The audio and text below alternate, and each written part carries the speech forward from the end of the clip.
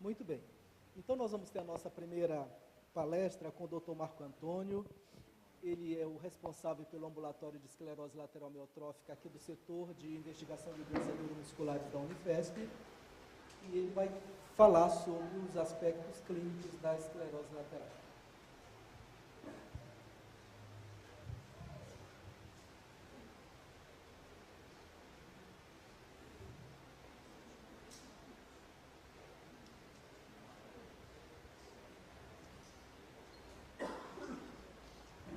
Bom dia a todos.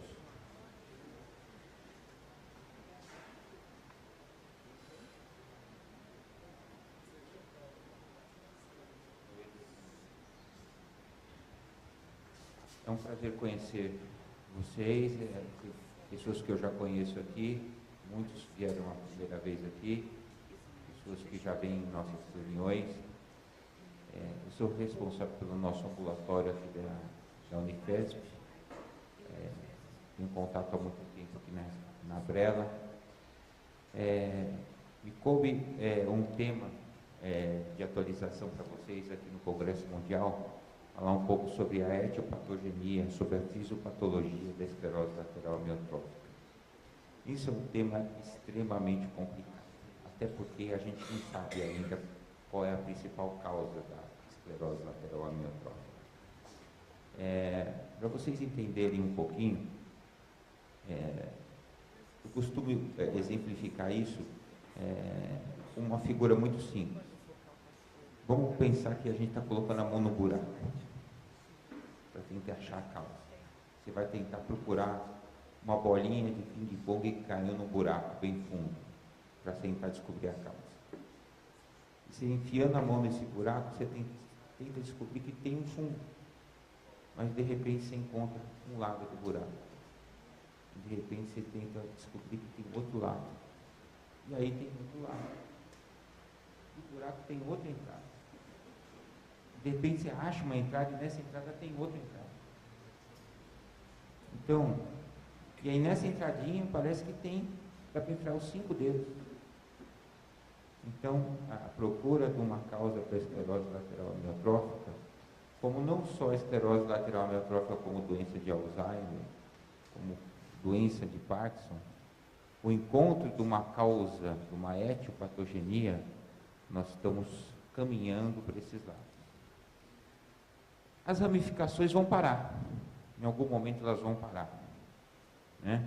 Porque nós estamos descobrindo mecanismos que param ou de alguma forma encerram as cascatas de perda, de dano para o neurônio. E é mais ou menos assim que eu vou tentar projetar o conhecimento para vocês. Vamos tentar exemplificar isso. Eu vou falar basicamente sobre etiopatogenia e a fisiopatologia atual.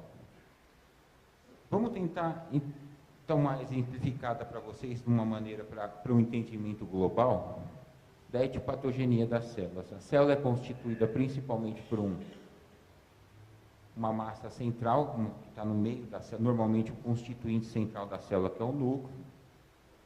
Ao redor do núcleo, já envolvendo o núcleo, a maior parte da célula, está o citoplasma. Dentro do citoplasma, nós temos algumas organelas principais, que é o retículo endoplasmático. O retículo endoplasmático é uma organela responsável pela produção de proteínas. Junto com o retículo endoplasmático, nós temos os ribossomos, que são essas pequenas vesículazinhas, esses porozinhos que se acoplam ao retículo endoplasmático e ali vão se formar as proteínas das células. Proteínas responsáveis por todas as funções. As proteínas são acúmulos de, na verdade, aminoácidos que a gente conhece. São pequenos grupos, são grupos de 70 aminoácidos que vão representar todas as funções da célula. Existem vesículas e existe um tal de complexo de Golgi, que vai representar é responsável pela produção, é pela metabolização da gordura da célula. Então, esse esquema é mais ou menos isso que você vai ter na célula. E tem esse famoso também lisossomo, que ele vai representar, ele acumula as gorduras e metaboliza as gorduras das células. Então, esse é o esquema celular de uma forma geral, não só o neurônio motor, que é a célula que é agredida na esclerose lateral amiotrófica. Então, quando nós formamos, quando nós temos a formação de uma proteína, orientada pelo nosso código genético, por que eu estou falando tudo isso para vocês? Porque a maior causa hoje de uma doença degenerativa relacionada ao neurônio motor, relacionada à esclerose lateral amiotrófica, está alicerçada num erro vindo do nosso DNA. Antigamente, a gente falava assim, poxa, doutor, por que eu estou perdendo, atrofiando meu braço? Por que essa doença está vindo para mim e eu estou perdendo toda a força do meu braço? É um problema do meu cérebro manda, né? Não, quem manda é seu DNA. Hoje a gente sabe que quem manda é seu código genético. E a gente sabe que a grande parte da causa da esclerose lateral amiotrófica advém da nossa codificação genética. Existe a parte familiar, existe a parte esporádica, mas a suscetibilidade do neurônio motor morrer vem da codificação genética. Como toda aquela organela que eu expliquei para vocês, existe o nosso DNA. E o DNA, ele vai mandar uma mensagem se duplicando através de uma etapa, de um primeiro passo chamado transcrição, e formar um RNA mensageiro, e foi formar um RNA transmissor. Eles vão programar a formação no citoplasma de uma proteína específica, e essa proteína vai transmitir a mensagem desse DNA. Se esse DNA vier errado, se essa proteína é uma proteína que não funciona direito, essa cascata vai se degenerar. Esse neurônio vai morrer. E se a gente tiver algum erro, nessa cascata aqui, nessa formação dessa proteína, nessa agregação dessa proteína, nessa transmissão do RNA para a célula, ela vai morrer também. Então, olha como acontece lá. A gente está no núcleo, lembra aquela organela central da célula? Está lá dentro. Então, o DNA se quebra e ele forma aquele RNA mensageiro. Ele vai lá para formar essa proteína lá. Existe toda uma sequenciazinha de cola para formar essa proteína que é essencial lá para o neurônio. Na hora de passar para cá essa mensagem que vem lá do centro do núcleo, do nosso código genético, e a formação dessa proteína, ele é chamado tradução. O RNA, na verdade, o DNA é o patrão, está mandando a mensagem, e o RNA mensageiro, na verdade, é o diretor da firma, que está recebendo a mensagem do patrão para criar a proteína. Se essa proteína se cria errada, se essa proteína não traz um código correto para formar essa proteína, vai ocorrer uma formação de uma proteína errada e esse neurônio vai morrer. E aí começa a ocorrer morte, acúmulo, uma proteína errada, morte. E quando a gente forma uma proteína errada, a gente tem um sistema imunológico, como a gente reconhece um vírus, como a gente reconhece uma bactéria, e aí os neurônios começam a morrer progressivamente. E aí a doença começa a se exacerbar. Então, o reconhecimento das nossas causas genéticas estão ocorrendo a partir daí. O reconhecimento das proteínas que podem matar o neurônio motor estão vindo desse processo da transcrição e da tradução do RNA, do DNA para o RNA mensageiro. O reconhecimento está vindo a partir daí da causa. E aí existem alguns processos essenciais e básicos. Essa é uma figura clássica do Nature, mostrando todos os mecanismos degenerativos envolvidos com o neurônio motor aqui. Aquelas são células básicas. Aqui eu já estou mostrando para vocês o neurônio em questão da nossa doença, que é o neurônio motor. Olha só os mecanismos que nós temos aqui. Nós temos o mecanismo dos túbulos que transportam os nutrientes do neurônio motor, uma proteína SOD que a gente conhece, que pode acumular o radical livre e matar a célula, o DNA e RNA interferindo com isso, o glutamato, o receptor de glutamato que pode acumular o cálcio e matar a célula, o complexo de Golgi que tem que metabolizar as gorduras, né? Os proteossomas que tem que tirar as proteínas que não funcionam direito, senão vai matar a célula, a ativação dos astrócitos, né? O retículo endoplasmático, que ele entra em estresse se as proteínas estiverem acumulando. E esse transporte que tem que funcionar através de energia, que senão vai matar a própria célula. Agora vocês imaginem todos esses mecanismos que tem que funcionar tudo ao mesmo tempo, e o seu DNA tem que estar funcionando perfeitamente. Se um não funciona, começa a desenvolver a doença. Tudo relacionado com o nosso DNA. E nas formas esporádicas, temos as causas envolvidas com os estresse, a ocupação, né? O estilo de vida, todos envolvidos com um DNA que está mais frágil, podendo causar a própria doença. Temos aqui essa figura mostrando as formas familiares e esporádicas que podem estar envolvidos, né, com a própria doença. É bem pertinente nós dizermos assim: como nós vamos descobrir o mecanismo específico da pessoa, né? Como nós sabemos quais os mecanismos são mais ativos, quais os mecanismos são mais comuns e fáceis de serem envolvidos com a doença do neurônio motor? É muito mais fácil estudar essa doença e saber o que a pessoa tem, cada tipo de mecanismo, onde é menos frequente. Então, nas formas familiares, que representam 5 a 10% dos casos, né, de todas as outras formas, é mais fácil nós dosarmos e estudarmos nesses pacientes. Nas formas esporádicas, que representam a grande maioria, nós não temos uma linhagem para ser estudados. Então, os mecanismos de morte, os mecanismos envolvidos com o DNA, com a causa, são sempre estudados nas formas familiares.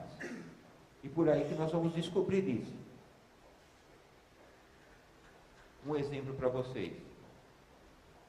A forma mais comum familiar conhecida hoje é essa C9orf72. Ela representa aproximadamente 70% das causas familiares e 60% a 70% das causas.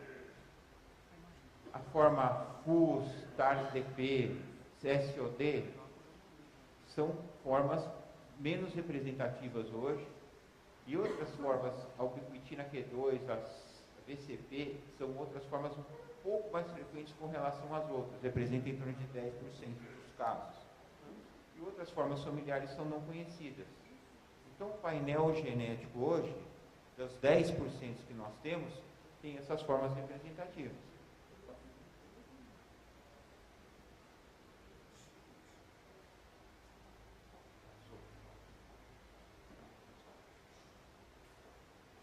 Tem essas formas representativas.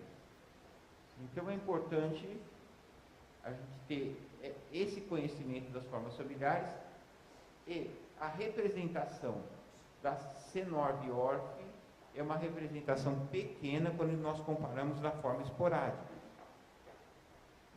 Eu tenho minha predisposição no meu DNA ter essa alteração no cromossomo 9. Sim, familiar, eu sei. Mas na forma esporádica isso não é tão grande, na forma, né? esporádica não é grande. Então, eu não sei se isso vai ser uma forma de tratamento. Por que nós estamos dizendo isso? Porque uma propensão para tratamento. Se eu sei a causa, eu vou saber como agir para um tratamento. Isso é importante dizer. Esse aqui é um mapa. Como eu estava dizendo para vocês daquele processo de DNA e RNA e como agir, olha só para dizer, olha dizendo para vocês um mapa de genes ligados à esclerose lateral amiotrófica. Olha só como um está ligado ao metabolismo do RNA, o outro, o COR72 é o metabolismo do RNA, o outro está ligado ao transporte celular, ao metabolismo do RNA, o FUS, o RNAP1, o outro RNPA, o metabolismo do RNA, tem vários ligados ao metabolismo do RNA. Então, a transmissão desse código genético tá, é o grande, na verdade, deflagrador das mutações e das causas da esclerose lateral amiotrófica. Aqui é a presença um diapositivo que mostra a presença das causas esporádicas, né, e familiares na população, mostrando uma série mundial. E aqui é um exemplo da importância de se detectar ou como agir, né, no tratamento dessas causas.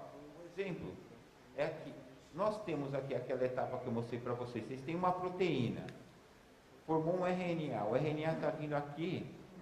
As terapias desenvolvidas hoje contra o DNA, se você utilizar uma terapia que a gente chama de oligonucleotídeo, que o Dr. Acari vai falar mais para frente para vocês na sessão de terapia, se você desenvolve uma terapia específica e consegue agregar aqui antes da formação da proteína na célula, você consegue bloquear a formação de uma proteína errada.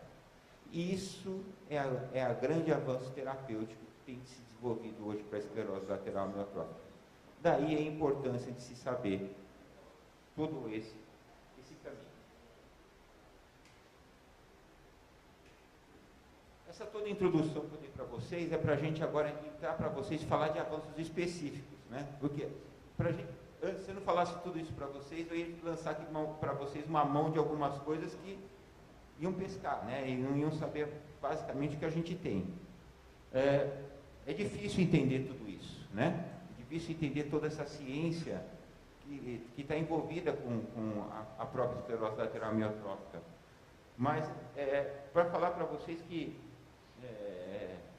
tem se descoberto várias inclusões dentro da esclerose lateral amiotrófica e tem se descoberto cada vez mais que a esclerose lateral amiotrófica não é uma doença puramente associada ao neurônio motor. É uma doença associada a um envolvimento cerebral, a demência frontotemporal, principalmente com envolvimento genético, né?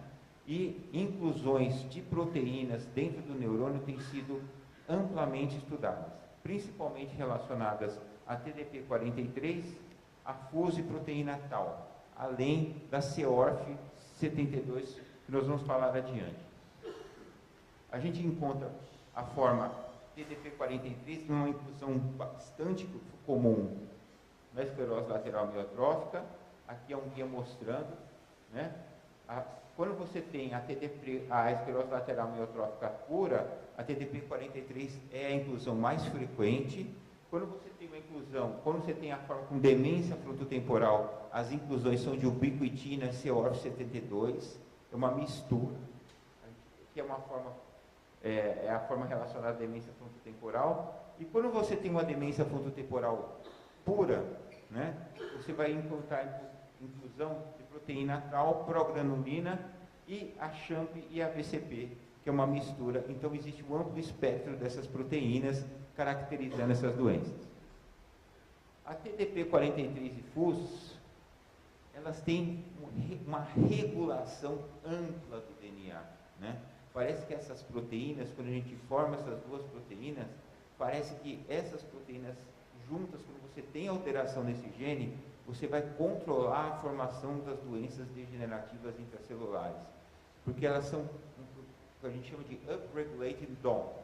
Então, elas vão migrar para uma doença degenerativa motora ou vão migrar para uma demência de acordo com o acúmulo dentro da célula. Esse é um trabalho interessantíssimo que mostra a formação dessas doenças degenerativas.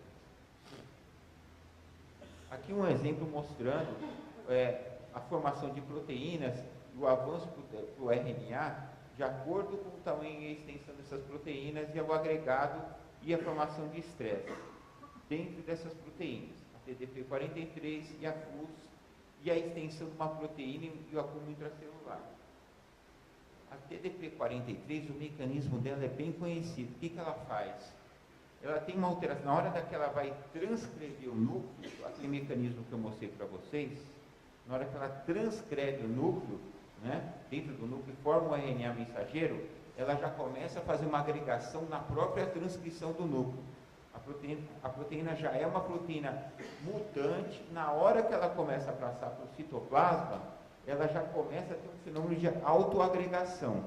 Ela começa a ser reconhecida como uma proteína mutante, anômala. E aí forma um macroagregado intracelular, e aí começa a ter ativação de caspase, e começa a ter um fenômeno que a gente chama de fenômeno do prion-like. É como se fosse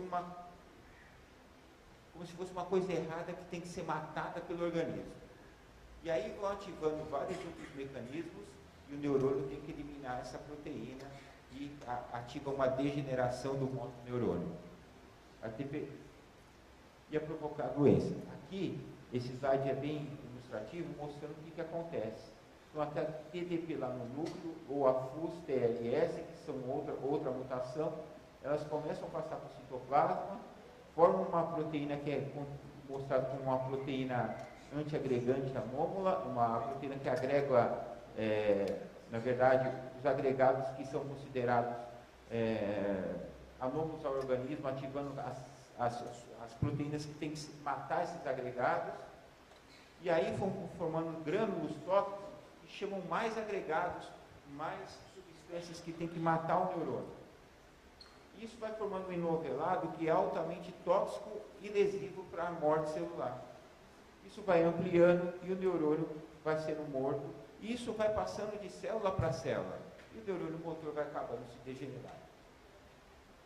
Então, essa proteína TDP-43 é uma proteína altamente relacionada com morte celular. Aqui, nós temos o fenômeno prion-like, como eu escrevi.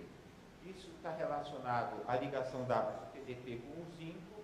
É um processo de estresse crônico, como eu falei para vocês, e não está muito bem esclarecido como esse fenômeno ocorre de célula para célula, mas provavelmente é uma sinalização proteica e muito aumentado na esclerose lateral amiotrófica.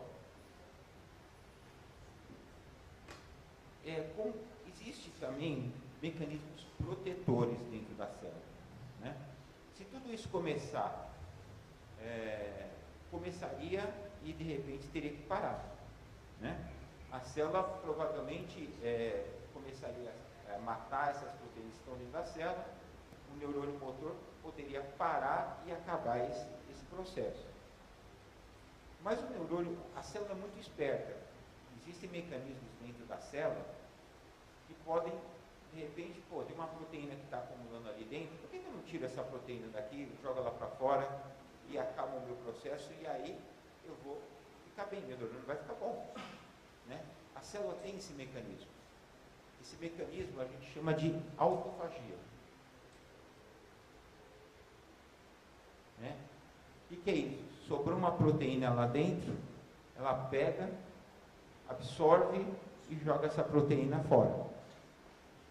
O problema, né, é que essas três proteínas aqui, a P62, a ubiquitina e a optoneurina, mostrando em trabalhos, são formas de doenças também provocadas e que causam doenças do neurônio motor, em que esses três mecanismos que recuperam as proteínas e que jogam elas fora das células e não deixam a célula tóxica, também estão envolvidas com a doença do neurônio motor.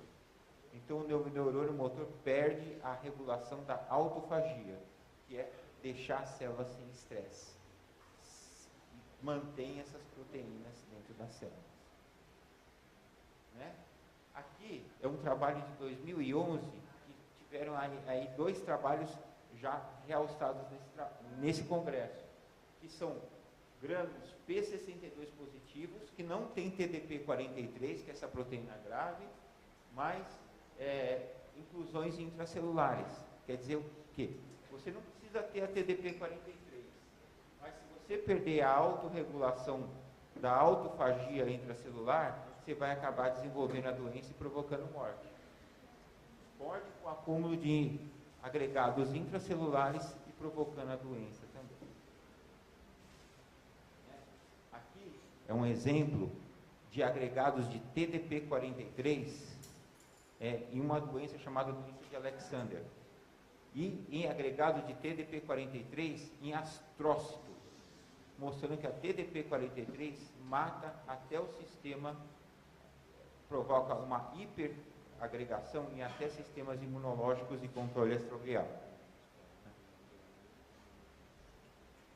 Então, para nós resumirmos tudo isso que eu falei para vocês, a gente tem que pensar em alteração do RNA, do DNA, a gente tem que pensar em acúmulos, no transporte de proteínas através da perda da autofagia, né? Perda daquele adaptador, o acúmulo daquelas proteínas associadas àquela ubiquitina, que é uma proteína intracelular. Temos que ter um sistema que limpe essas proteínas dentro das células com autofagia bem maduro, que é a autofagia pela LCC3 e a maturação por essa PIP e o FIG4, o transporte de endossomos, que são aquelas microvesículas que jogam fora as células através dessa CHAMP-C2, que são mecanismos que vão pegar essas vesículas, e vão jogar para fora da célula e vão ter que ter a qualidade de controle para manter essas proteínas fora de um estresse. Tem que lembrar assim, tudo que não pertence à célula, tudo que não funciona para dentro do meio intracelular, pode provocar morte, estresse e aí autodegeneração celular. Eu estou resumindo isso aqui para vocês, isso aqui é muito mais simples, muito mais complicado do que eu estou falando, parece que não é, mas é muito mais complicado. Aqui é o que eu falei para vocês. Bom, eu dei um exemplo de perda de mecanismo proteico da célula. A grande coqueluche do Congresso de Bruxelas ainda continua sendo a Corf72, que é a forma familiar mais comum de doença. Né? Através dessa... durante anos a gente tem comparecido aos congressos mundiais de esclerose lateral amiotrófica, e a gente tem notado, como eu falei para vocês, que as ramificações e as descobertas têm avançado. E essa, como é a forma mais comum das familiares, ela tem mostrado algumas diferenciações. E a importância de descobrir essas diferenciações e as formas proteicas específicas hoje tem ganhado grande importância para tratamentos específicos. E essa, como uma forma muito comum, né, ela foi esmiuçada. Em 2013, ano passado em Milão, nós tivemos poucas coisas sobre essa forma. A gente sabia da estatística dessa forma, né? A gente sabia da frequência dessa forma nas formas familiares, a gente sabia que ela poderia provocar alguns mecanismos de perda neuronal, né? Perdas por acúmulo sabia que era uma proteína que acumulava lá no citoplasma por alteração do metabolismo do RNA, como eu expliquei aqui para vocês, mas nós não tínhamos as causas principais.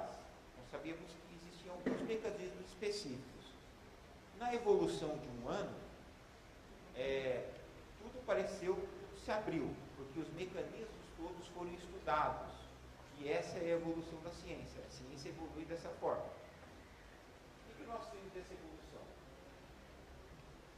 Nós sabemos que a COR72 ela é uma parte do DNA, ela tem uma alteração no DNA que é um hexanucleotídeo. O que acontece? Você tem uma expansão do DNA. O DNA no local do DNA que você tem que ter 3 pares de bases, você tem uma expansão. Você tem uma expansão para 6. As bases ficam expandidas. Então, no exon aqui, que é o local do DNA, que você tem que ter uma base pequena, você tem o DNA expandido, uma hipercolocação de uma hexa-expansão, uma colocação de 6 pares de base. Então, o cromossomo fica expandido. Bom, o que quer dizer essa alteração? Essa alteração ela pode provocar três disfunções desse DNA. Ela pode provocar o quê? Uma apoinsuficiência desse gene. Ela pode provocar uma repetição do RNA provocando toxicidade, e ela pode provocar uma formação de uma proteína dipeptídea tóxica. Eu vou mostrar isso para vocês da seguinte forma, vamos tentar exemplificar. Você tem uma proteína, a Corpus 72, se você tiver uma alteração nessa formação, a primeira parte aqui, se você formou uma apoinsuficiência, você não consegue colocar gene, você tem aquela alteração, as proteínas não entram. Então você não vai formar proteína naquela local porque aquela codificação genética não permite a formação de proteínas adequadas. Então, nós não temos uma sequência de formação do gene e ele não vai exprimir a proteína. Nesse caso, nós não temos uma formação, isso não vai gerar grandes consequências para a célula e para a formação de proteínas tóxicas. Nesse caso, você vai repetir o RNA com toxicidade, e aí vão entrar sequências de proteínas tóxicas que vão se acumular no citoplasma do neurônio, e aí sim vão gerar a formação de agregados tóxicos para a célula. E a consequência é chamar o sistema imunológico e chamar a morte celular. Agora, no caso C, que é o mais importante,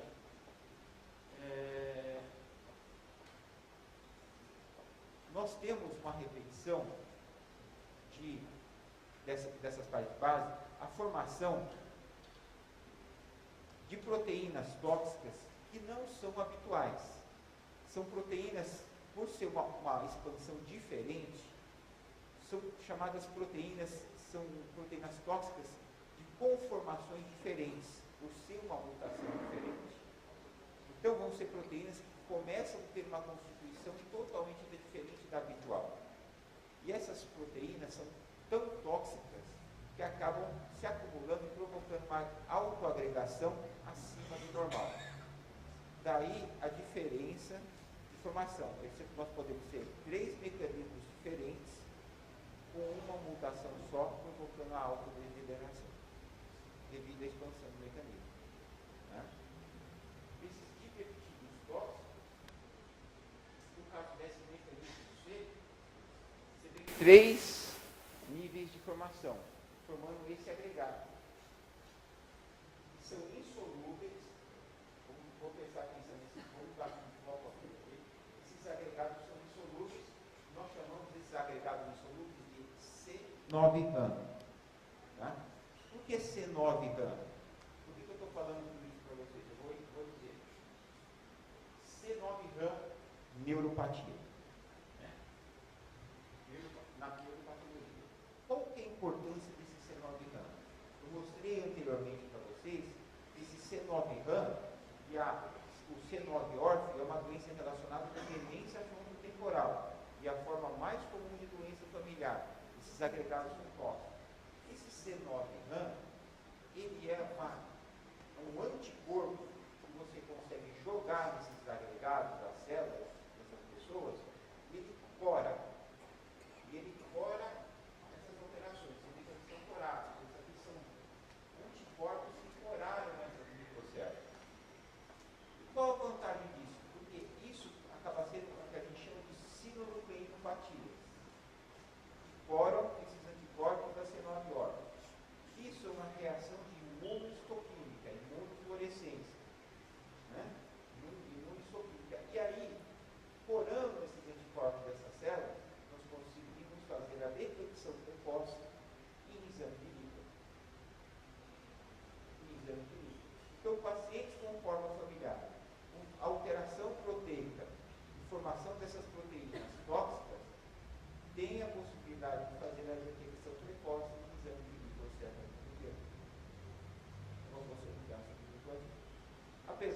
saber nesse tipo de detecção, degeneração, que acumula esse C9-RAM, nesse tipo de mecanismo degenerativo de formação de RAM, que é especificamente altamente tóxico para o neurônio, nós podemos fazer a detecção através do líquido cefalorraquidiano, que é uma forma. Aí a localização do córtex, isso pode ser, o C9 pode ser feito através de técnicas específicas, né? Na verdade, tem que ser um SPECT de neurônio de cordão espinhal. Isso é o C9 é a mesma técnica que você consegue usar, e aí aqui uma serra de repetição e o C9 de repetição está aí com 362. E aqui é a técnica de fluorescência. Aqui é uma mostrando a expansão do nucleotídeo, a diferença do normal e o V é a expansão do tamanho da alteração genética. E aqui mostrando o score das alterações genéticas do C9-ORF, aqui do MMHP3, da progranulina, do BCP, dos pacientes que têm temporal demência. Aqui é um trabalho que foi muito bom no Congresso também, mostrando as alterações relacionadas ao C9-ORF. E as alterações da demência frontotemporal associadas a esses pacientes mostram algumas coisas importantes. Os sintomas mais frequentes de distribuição, a gente tem que falar de apatia, que é um sintoma muito frequente, né? Desinibição, que é um sintoma muito frequente também, todas as alterações comportamentais, né? Hiperoralidade, ansiedade, que são sintomas com bastante frequência. Prosopagnosia pode acontecer em alguns casos, né? Casos menos frequentes, né? Desilusão, alterações paranoia, perda de memória um pouco menos frequente, né? Tem alterações na memória e fala, e são coisas menos comuns, assim, na produção da linguagem. E aí, os sintomas neurológicos aqui. Os estudos de imagem, vale a pena a gente comentar um pouquinho. Atrofia cerebral, marcada principalmente nas regiões frontais, e a gente vê os dendritos laterais com o aumento do acúmulo licórico, caracterizando bem a C9-ORF. Engraçado e importante para quem faz neurologia aqui, a caracterização das imagens. A gente tem duas imagens principais, a gente usa a DTI, que é difuso de imagem, e a ressonância por espectroscopia.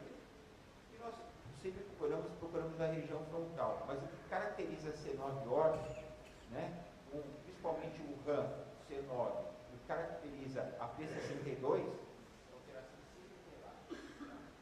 O início de alteração cerebelar.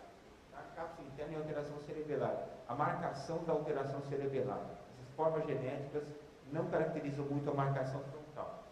E ainda mais, agora nós temos que ter bastante noção na tracografia com espectroscopia, alteração do corpo caloso. Né? Muitos trabalhos mostrando a espessura das fibras do corpo caloso. Né? Muitos trabalhos mostram que a espessura do corpo caloso é um preditor da evolução da doença, um marcador da evolução da doença. Aqui, mostrando os exames de imagem, as fibras têm sido evoluídas, mostrando, contabilizando o paciente com corpo caloso e a evolução da doença por marcação do corpo caloso. Aqui um trabalho mostrando o marcador da doença, um trabalho que foi feito em Taiwan, que ele dosou principalmente a derivado eosinofílico da neurotoxina, que é o marcador inflamatório da célula. Em pacientes do sangue, é um marcador inflamatório, né, que vai ser provavelmente relacionado ao estresse e à evolução da doença, um possível biomarcador que parece ter bastante sensibilidade. O aumento da ferritina dos pacientes está sendo estudado de novo com um biomarcador. Eu trouxe para vocês. Se todo mundo aqui que tem esclerose lateral amiotrófica for dosar ferritina, vocês vão encontrar 85% de obesidade e a ferritina alterada, parece que está relacionado ao metabolismo respiratório, que aumenta o depósito de ferro, né? Isso aumenta, parece que o incremento de ferro parece que está relacionado, não estão tentando relacionar ao acúmulo patológico de neurônios, e o metabolismo da ferritina está sendo estudado por uma quelação progressiva, e a gente tem esses trabalhos, a gente tem que pesquisar bastante a respeito sobre isso. E um pouquinho que sobrou da parte genética, existe o consenso de Corteranzo na Itália, e o Adriano Chiò e todos os pesquisadores se juntaram.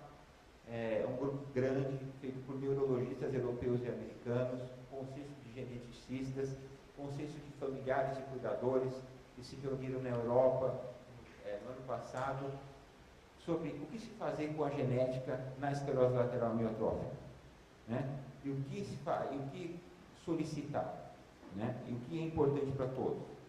Então, eu trouxe aqui umas diretrizes dos resultados principais. Isso, na verdade, é o consenso mais atual e mais sério relacionado sobre esclerose lateral amiotrófica e demência frontotemporal. Então, o exame genético ele deve ser oferecido aos pacientes com esclerose lateral amiotrófica com parentes de primeiro ou segundo grau que apresentem esclerose lateral amiotrófica, demência frontotemporal ou ambos. Isso quer dizer o quê? Vamos ver de novo, vamos pensar bem. Você deve ser oferecido aos pacientes com esclerose lateral amiotrófica que têm parentes de primeiro e segundo grau que apresentem a doença. Demência frontotemporal ou ambos. Demência frontotemporal não é doença de Alzheimer, certo? Ou ambos. Não é recomendado em pacientes assintomáticos ou com parentes de formas esporádicas da doença. Quer dizer, a pessoa tem que ter uma doença de forma familiar. Não é recomendado para criança. O aconselhamento genético deve ser feito e acompanhado em todos os pacientes que têm a forma afetada. Para o paciente que tem doenças afetadas, o aconselhamento genético deve ser dado, porque todas as formas familiares têm uma manifestação proteica, uma manifestação genética diferente. Né?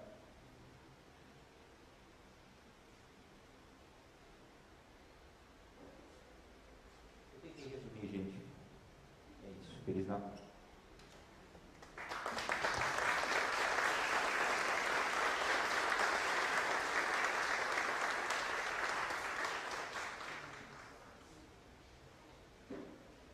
Eu vou precisar me ausentar, eu não vou poder ficar até o final. Umas duas perguntinhas que alguém quer fazer? Alguém quer fazer perguntinha? Ou vai rodar? Vou pegar o microfone. Que o doutor Marco tem que sair, então aí quem quiser aproveitar, já fazer as perguntas para ele. Por favor.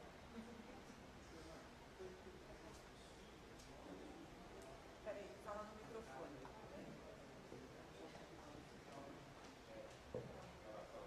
Se apresenta, por favor. Eu sou o Raul Monteiro, minha esposa Elisete, ela tem esclerose lateral amiotrófica, não é hereditária, apareceu aí, bateu a nossa porta aí. E eu queria saber sobre os nossos filhos, em que momento que eles devem, se eles devem ou em que momento que eles podem fazer um exame. Aí está escrito lá, formas esporádicas não devem ser oferecidos os exames aos filhos por isso. Quando a pessoa tem a forma familiar da doença, uma demência frontotemporal, quer dizer, o paciente tem a doença, mas tem parente de primeiro e segundo grau acometido pela doença, o exame deve ser oferecido. Perfeito? Tá? É isso. É isso. O exame deve ser oferecido. Tudo bem?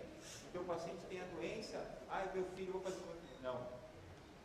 Tá? Isso é um consenso de geneticista, de neurologista e tem o mundo inteiro. Então é isso que vai acontecer. Porque a maior parte da doença é forma esporádica. Mas eu tenho a doença. Aquele parente meu de primeiro e segundo grau que tem a doença, ou tem uma demência frontotemporal que não é doença de Alzheimer, porque a doença hoje mudou. A doença a gente chamava, até a própria a revista exclusiva da doença mudou de nome. A doença hoje é doença do neurônio motor mais frontotemporal demência. Né?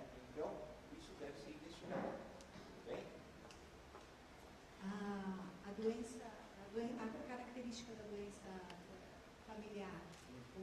e a esporádica, ela só se caracteriza por pessoas que já têm. Se na família já tem pessoas com problemas com ela. Senão, se não existe, ela é esporádica. Ela só é caracterizada. Na verdade, sim. Por isso que nós, quando a gente vai em consulta, a gente caracteriza. E na família, como é que é? Você tem um tio, um avô, a gente faz o rastreamento genético, né? Durante a história, durante tudo isso. Porque normalmente a doença se caracteriza por isso. Né? A gente pergunta, tem outra doença neurológica na família, né? Tem alguma coisa que lembra? Tem um avô que tinha Alzheimer, eu tenho um avô que tinha alguma coisa desse tipo. É lógico que os dados são muito perdidos aqui dentro do nosso país e nunca muito bem esclarecidos para um diagnóstico específico, né? Porque hoje a gente vai falar, o Alzheimer é uma demência frontotemporal. O Alzheimer é uma demência frontotemporal tratável. Mas grande parte dos diagnósticos para a doença de Alzheimer são errôneos. O Alzheimer é a demência frontotemporal mais frequente. Tá? Mas isso não quer dizer que você não tem uma demência frontotemporal causada por progranulina, não quer dizer que você tem um alcunho de proteína tal que possa estar errado. Né? Isso tudo é muito sério. Tem que ser feito uma ressonância de SPECT para ver a característica, tem que ser um teste neuropsicológico mais sério. Né? Falar que seria o ideal para nós ter um acompanhamento especializado em todas as doenças. Mais uma perguntinha. E se a doença dela, se a esclerose já está caracterizada no nosso DNA, já está no nosso código genético, por que ela não se desenvolve antes? Ou o que desencadeia o desenvolvimento dessa doença? Olha só, nas formas familiares, a gente tem hoje mais ou menos uns 18 tipos descritos de esclerose lateral amiotrófica das formas familiares. Elas podem se manifestar precocemente. Né? E essas estão bem caracterizadas. Agora, nas outras formas, né? Nas formas esporádicas, a gente não tem uma caracterização bem específica do DNA, porque parece que existe uma predisposição do indivíduo, mas parece que existe a necessidade, existe uma teoria, do fator que dispara a doença. Né? Que pode ser o estilo de vida, parece que alguma toxicidade ambiental, né? Parece que existe uma interação com tudo isso. Né? Ninguém chegou muito bem a essa conclusão ainda. Por isso que existem as formas esporádicas. Né? Tem paciente muito jovem que desenvolve a doença. Isso a gente sabe que grande parte disso está relacionado à forma genética. Né? Obrigada, Ana.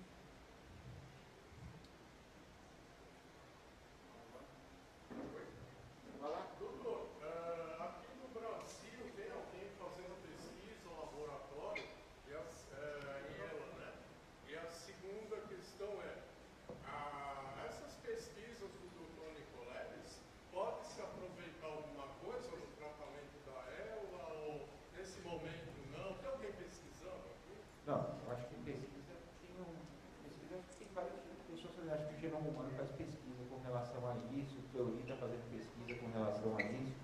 Agora, o Nicoleles é outro tipo de pesquisa, né? O Nicoleles está fazendo pesquisa de desenvolvimento com movimentação, com teoria motor assistida, com desenvolvimento de tecnologia assistida movimentação, é outro caso. Nesse momento não dá para aproveitar muito no tratamento da ela, né? Mas a gente tem várias pesquisas sendo feitas aí. No Brasil, eu acho que o Fleury, o pessoal do genoma humano estão fazendo pesquisas, né? Uma coisa a gente está fazendo então nessa área, né? Está caminhando, está começando.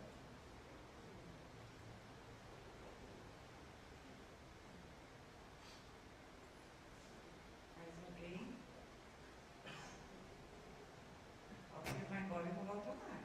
É a última chance.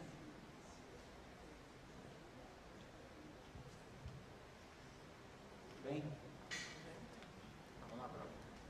Muito obrigada. Obrigado, gente. Feliz Natal aí, viu?